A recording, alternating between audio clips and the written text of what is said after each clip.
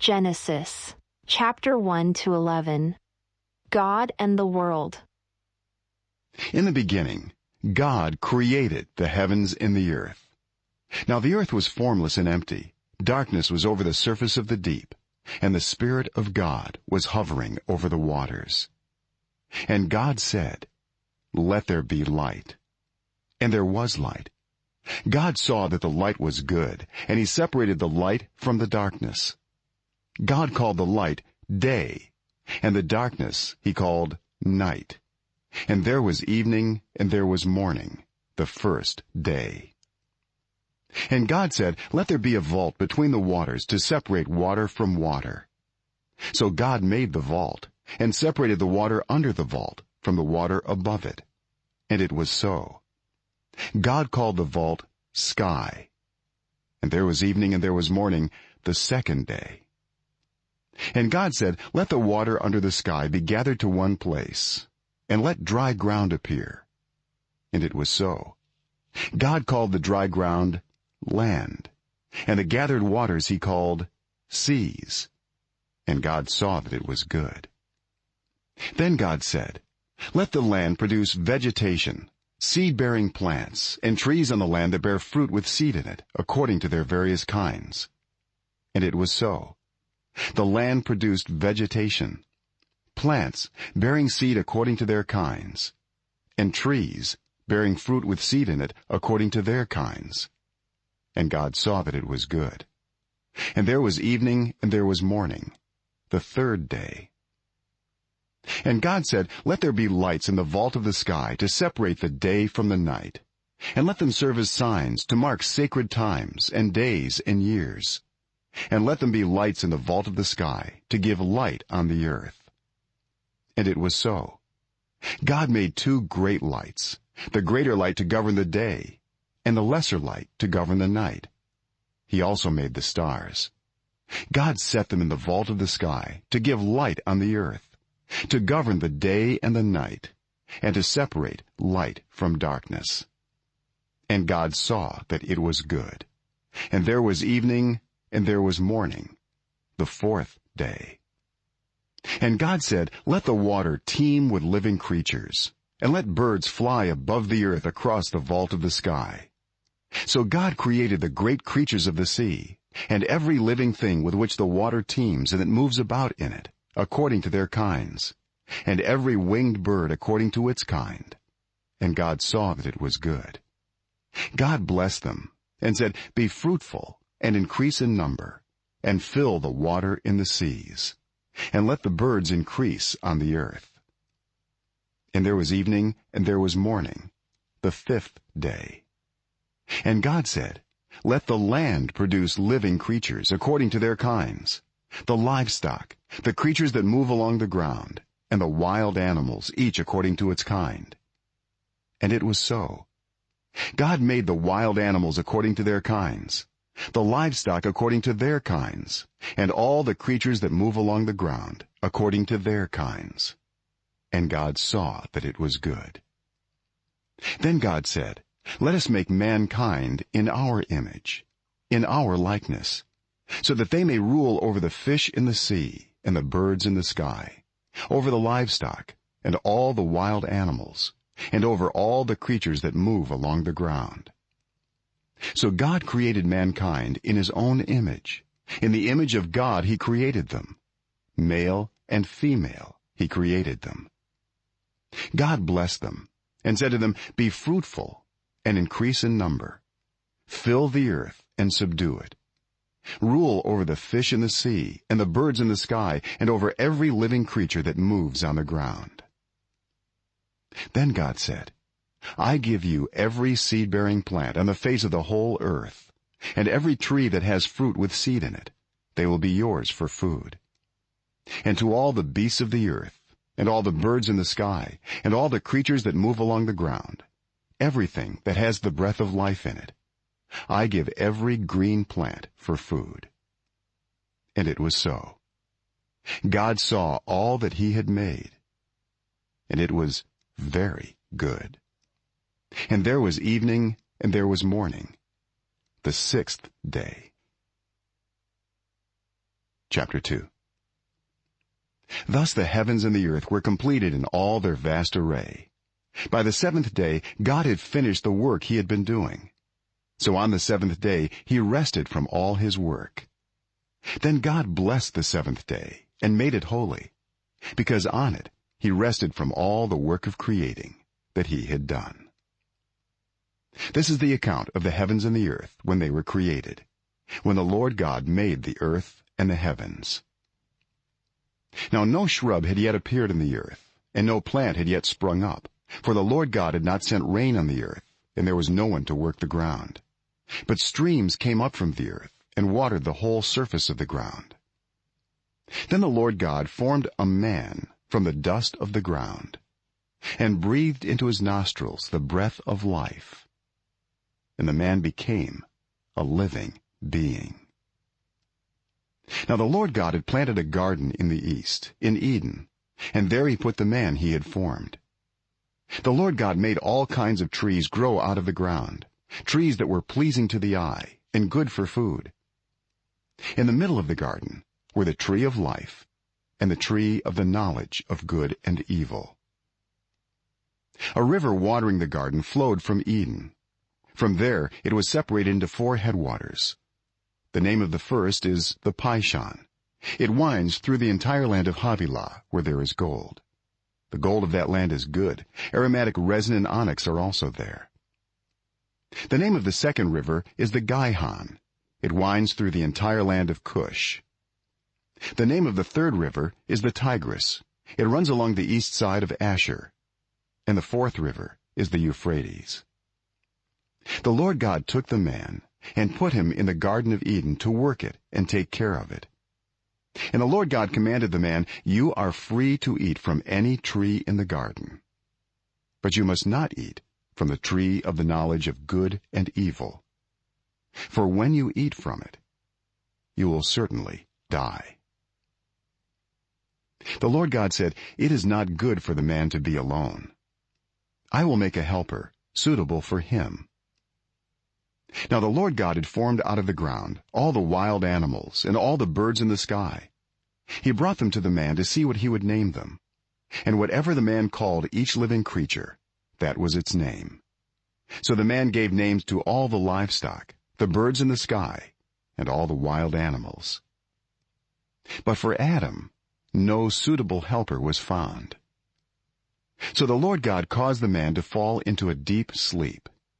And while he was sleeping, he took one of the man's ribs and then closed up the place with flesh. Then the Lord God made a woman from the rib he had taken out of the man, and he brought her to the man. The man said, "This is now bone of my bones and flesh of my flesh. She shall be called woman, for she was taken out of man." That is why a man leaves his father and mother and is united to his wife, and they become one flesh. Adam and his wife were both naked, and they felt no shame. Chapter 3. Now the serpent was more crafty than any of the wild animals the Lord God had made. He said to the woman, "Did God really say, 'You must not eat from any tree in the garden'?" The woman said to the serpent, "We may eat fruit from the trees in the garden, but God did say, 'You must not eat fruit from the tree that is in the middle of the garden, and you must not touch it, or you will die.'" "You will not certainly die," the serpent said to the woman, "for God knows that when you eat from it, your eyes will be opened, and you will be like God, knowing good and evil." When the woman saw that the fruit of the tree was good for food and pleasing to the eye, and also desirable for gaining wisdom, she took some and ate it. She also gave some to her husband who was with her, and he ate it. Then the eyes of both of them were opened, and they realized they were naked. So they sewed fig leaves together and made coverings for themselves. Then the man and his wife heard the sound of the Lord God as he was walking in the garden in the cool of the day, and they hid from the Lord God among the trees of the garden. But the Lord God called to the man, "Where are you?" He answered, "I heard you in the garden, and I was afraid because I was naked, so I hid." And he said, "Who told you that you were naked? Have you eaten from the tree that I commanded you not to eat from?" The man said, "The woman you put here with me, she gave me some fruit from the tree, and I ate it." Then the Lord God said to the woman, "What is this you have done?" The woman said, "The serpent deceived me, and I ate." So the Lord God said to the serpent, "Because you have done this, cursed are you above all livestock and all wild animals. You will crawl on your belly, and you will eat dust all the days of your life. And I will put enmity between you and the woman, and between your offspring and hers. He will crush your head, and you will strike his heel." To the woman he said, "I will make your pains in childbearing very severe. With painful labor you will give birth to children. Your desire will be for your husband, and he will rule over you." To Adam he said, "Because you listened to your wife and ate fruit from the tree about which I commanded you, you must not eat from it. Cursed is the ground because of you. Through painful toil you will eat food from it all the days of your life. It will produce thorns and thistles for you, and you will eat the plants of the field. By the sweat of your brow you will eat your food until you return to the ground, since from it you were taken. For dust you are, and to dust you will return." Adam named his wife Eve, because she would become the mother of all the living. The Lord God made garments of skin for Adam and his wife and clothed them.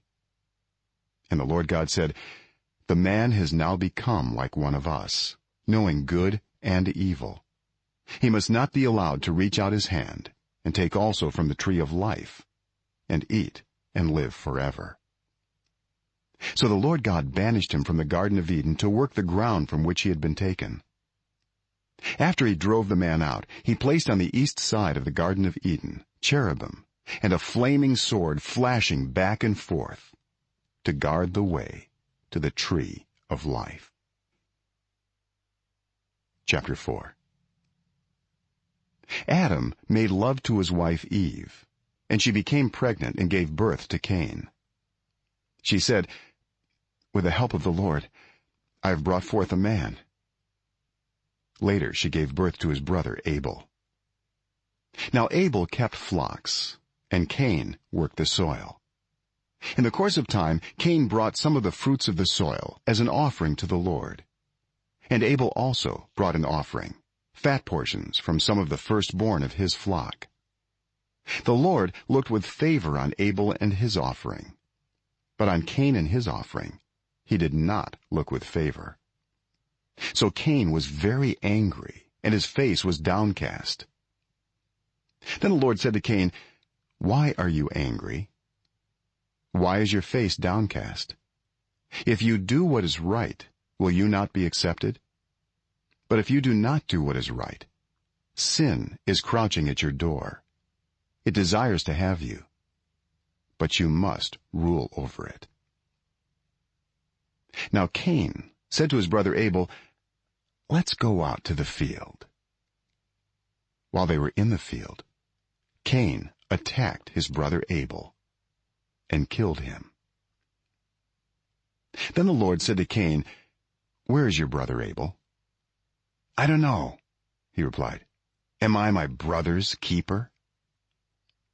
The Lord said, "What have you done? Listen, your brother's blood cries out to me from the ground. Now you are under a curse, and driven from the ground which opened its mouth to receive your brother's blood from your hand. When you work the ground, it will no longer yield its crops for you. You will be a restless wanderer on the earth." Cain said to the Lord, My punishment is more than I can bear. Today you are driving me from the land, and I will be hidden from your presence. I will be a restless wanderer on the earth, and whoever finds me will kill me." But the Lord said to him, "Not so. Anyone who kills Cain will suffer vengeance 7 times over." Then the Lord put a mark on Cain, so that no one who found him would kill him. So Cain went out from the Lord's presence and lived in the land of Nod, east of Eden. Cain made love to his wife, and she became pregnant and gave birth to Enoch. Cain was then building a city, and he named it after his son, Enoch. To Enoch was born Irad, and Irad was the father of Mehujael, and Mehujael was the father of Methushael, and Methushael was the father of Lamech. Lamech married 2 women, one named Adah and the other Zillah. Adah gave birth to Jabal. He was the father of those who live in tents and raise livestock. His brother's name was Jubal. He was the father of all who play stringed instruments and pipes. Zillah also had a son, Tubal-Cain, who forged all kinds of tools out of bronze and iron. Tubal-Cain's sister was Naamah. Lamech said to his wives, "Adah and Zillah, listen to me. Wives of Lamech, hear my words. I have killed a man for wounding me, a young man for injuring me. If Cain is avenged 7 times, then Lamech 77 times." Adam made love to his wife again, and she gave birth to a son and named him Seth, saying, "God has granted me another child in place of Abel, since Cain killed him." Seth also had a son, and he named him Enosh. At that time, people began to call on the name of the Lord. Chapter 5.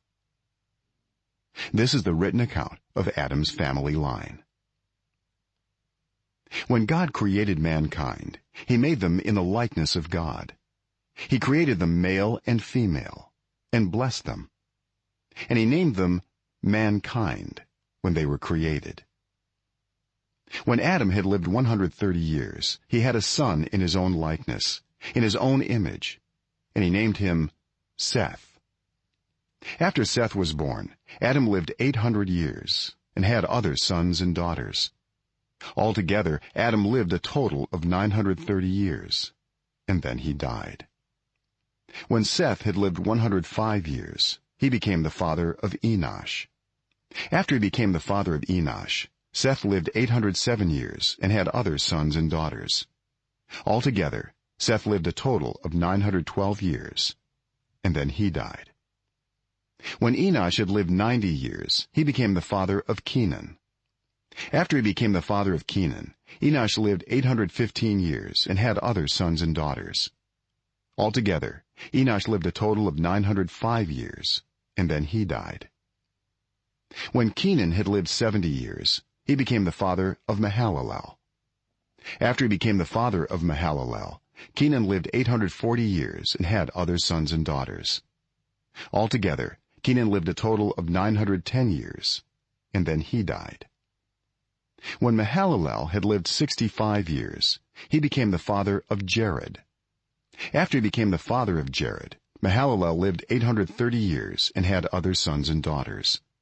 Altogether, Mahalalel lived a total of 895 years, and then he died. When Jared had lived 162 years, he became the father of Enoch. After he became the father of Enoch, Jared lived 800 years and had other sons and daughters. Altogether, Jared lived a total of 962 years, and then he died. When Enoch had lived 65 years, he became the father of Methuselah.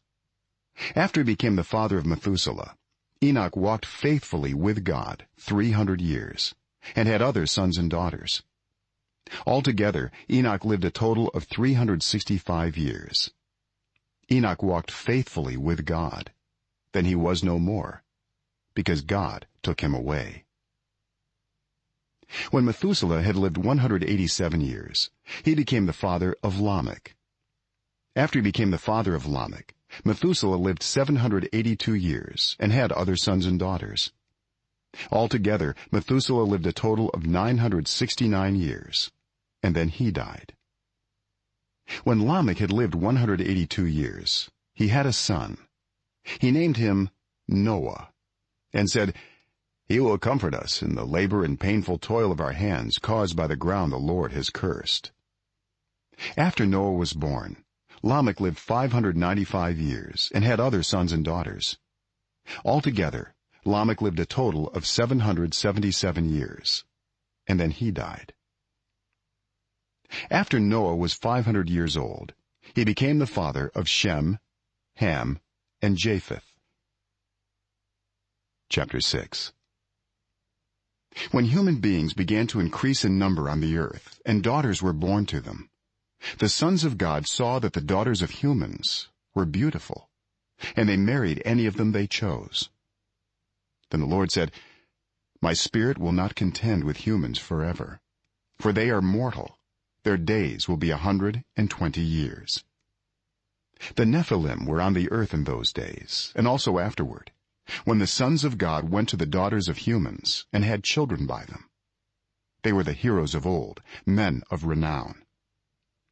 The Lord saw how great the wickedness of the human race had become on the earth, and that every inclination of the thoughts of the human heart was only evil all the time.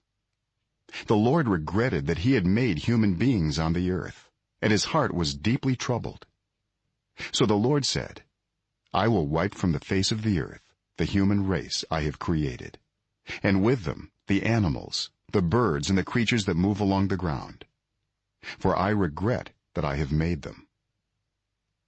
But Noah found favor in the eyes of the Lord. This is the account of Noah and his family. Noah was a righteous man, blameless among the people of his time, and he walked faithfully with God. Noah had 3 sons, Shem, Ham, and Japheth. Now the earth was corrupt in God's sight and was full of violence. God saw how corrupt the earth had become, for all the people on earth had corrupted their ways.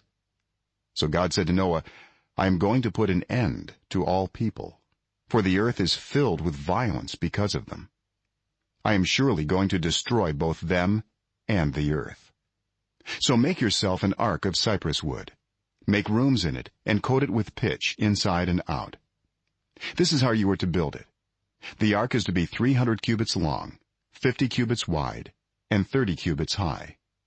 Make a roof for it, leaving below the roof an opening 1 cubit high all around. Put a door in the side of the ark, and make lower, middle, and upper decks.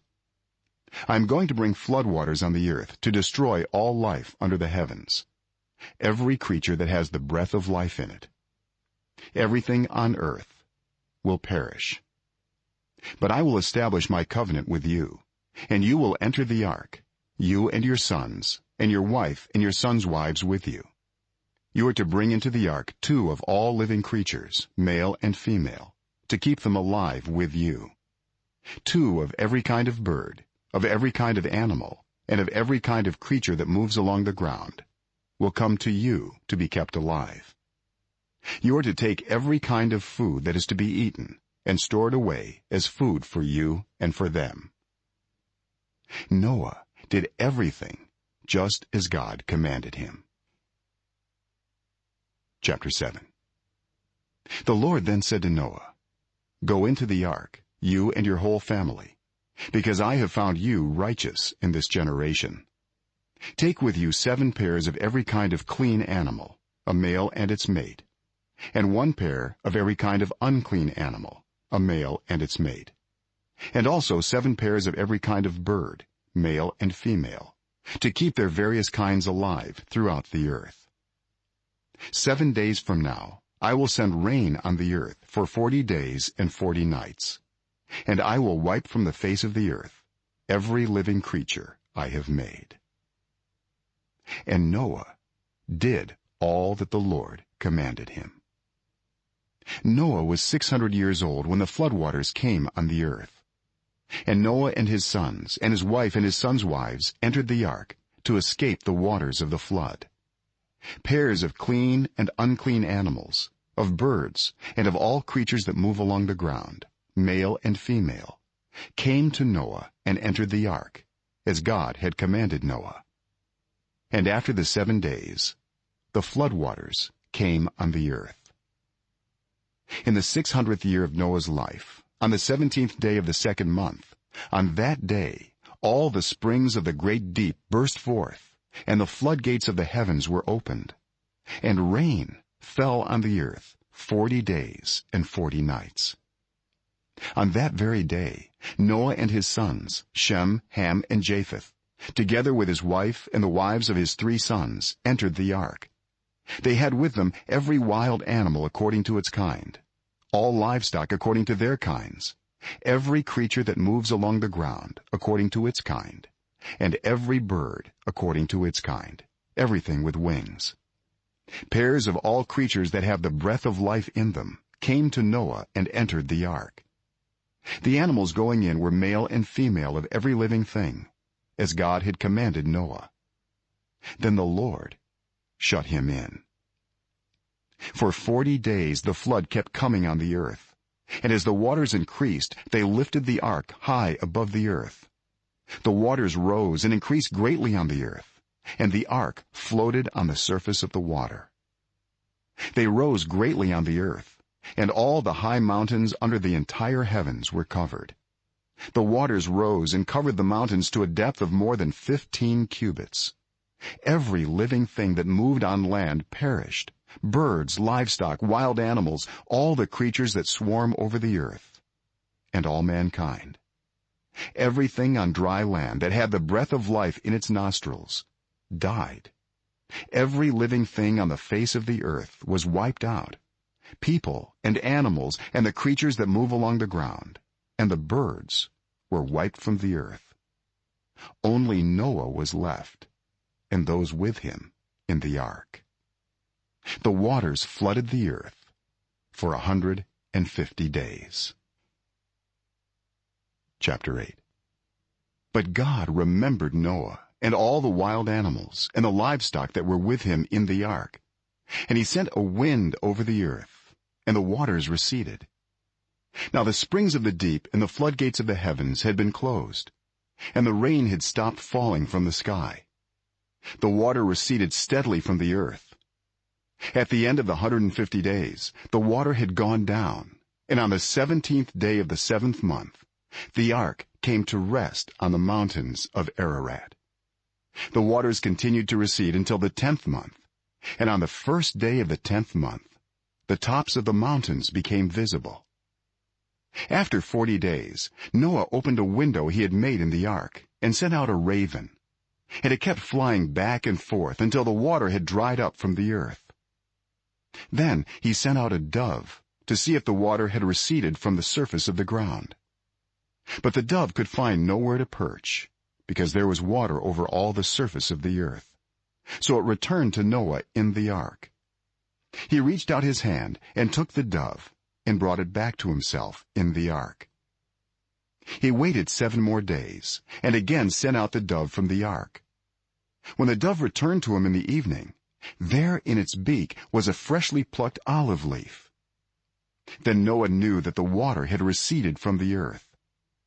He waited 7 more days and sent the dove out again, but this time it did not return to him. By the 1st day of the 1st month of Noah's 601st year, the water had dried up from the earth. Noah then removed the covering from the ark and saw that the surface of the ground was dry. By the 27th day of the 2nd month, the earth was completely dry. Then God said to Noah, "Come out of the ark, you and your wife, and your sons and their wives. Bring out every kind of living creature that is with you, the birds, the animals, and all the creatures that move along the ground, so they can multiply on the earth and be fruitful and increase in number on it." So Noah came out, together with his sons and his wife and his sons' wives. all the animals and all the creatures that move along the ground and all the birds, everything that moves on land, came out of the ark, one kind after another. Then Noah built an altar to the Lord, and taking some of all the clean animals and clean birds, he sacrificed burnt offerings on it. The Lord smelled the pleasing aroma and said in his heart, "Never again will I curse the ground because of humans, even though every inclination of the human heart is evil from childhood. And never again will I destroy all living creatures as I have done. As long as the earth endures, seed time and harvest, cold and heat, summer and winter, day and night will never cease." Chapter 9. Then God blessed Noah and his sons, saying to them, "Be fruitful and increase in number and fill the earth. The fear and dread of you will fall on all the beasts of the earth and on all the birds in the sky, on every creature that moves along the ground, and on all the fish in the sea. They are given into your hands. Everything that lives and moves about will be food for you. Just as I gave you the green plants, I now give you everything. But you must not eat meat that has its lifeblood still in it. And for your lifeblood I will surely demand an accounting. I will demand an accounting from every animal. And from each human being too I will demand an accounting for the life of another human being.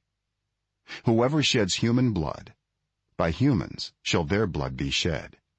For in the image of God has God made mankind. As for you, be fruitful and increase in number, multiply on the earth and increase upon it."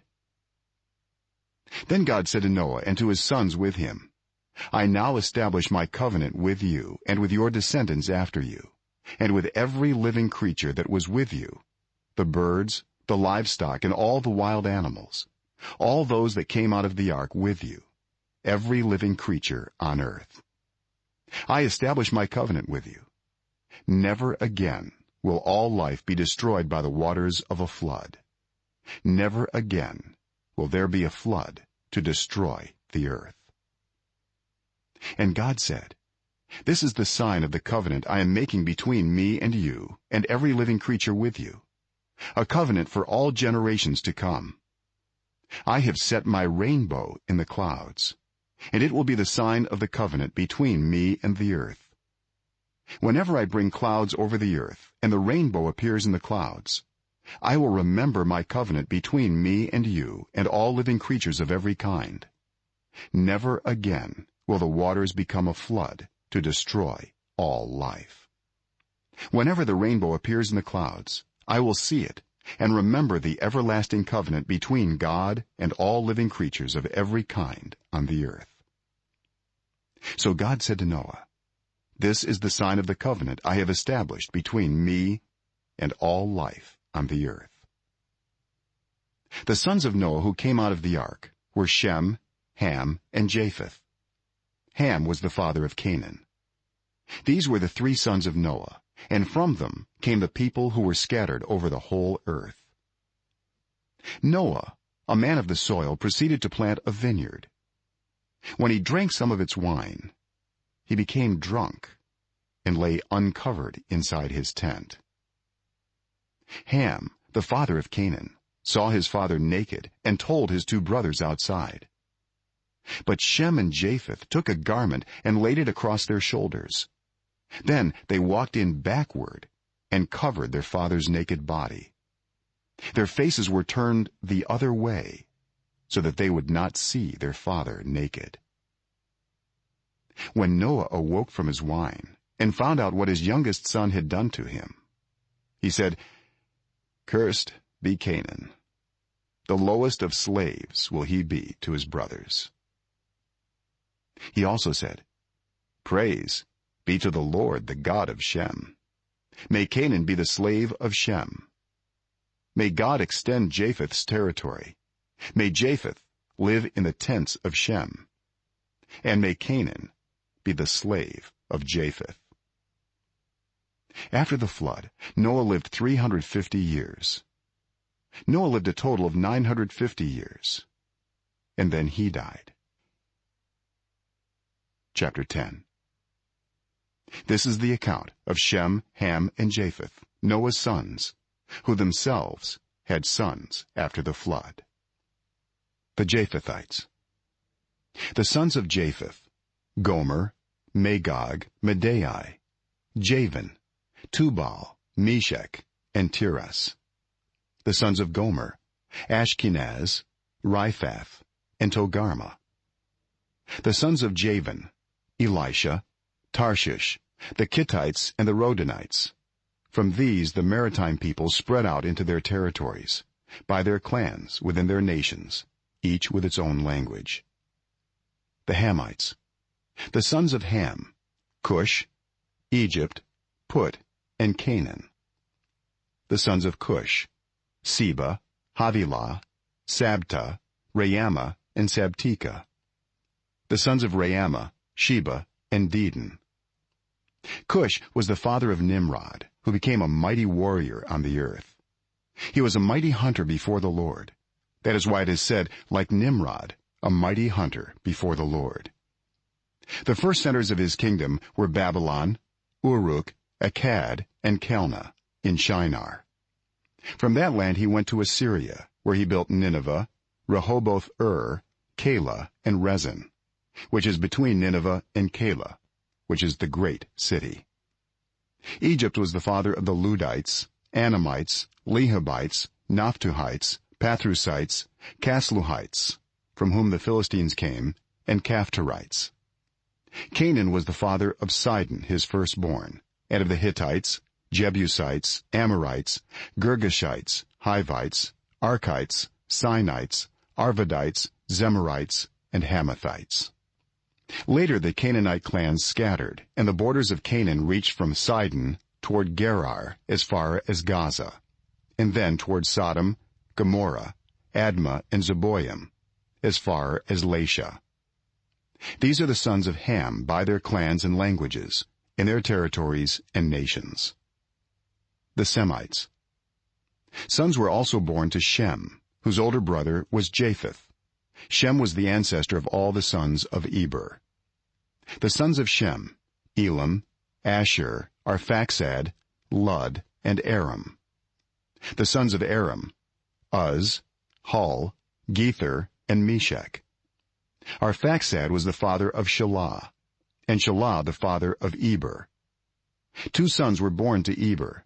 One was named Peleg, because in his time the earth was divided. His brother was named Joktan.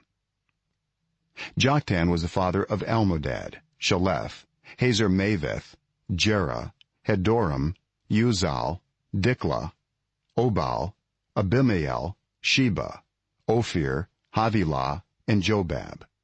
All these were sons of Joktan. The region where they lived stretched from Mesha toward Sephar in the eastern hill country.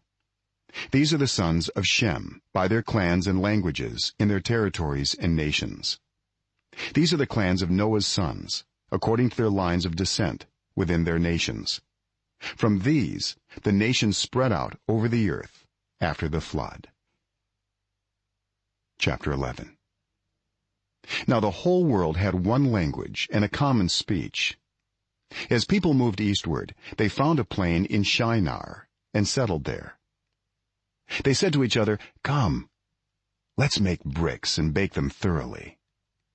They used brick instead of stone, and tar for mortar. Then they said, "Come, let us build ourselves a city, with a tower that reaches to the heavens, so that we may make a name for ourselves. Otherwise, we will be scattered over the face of the whole earth." But the Lord came down to see the city and the tower the people were building.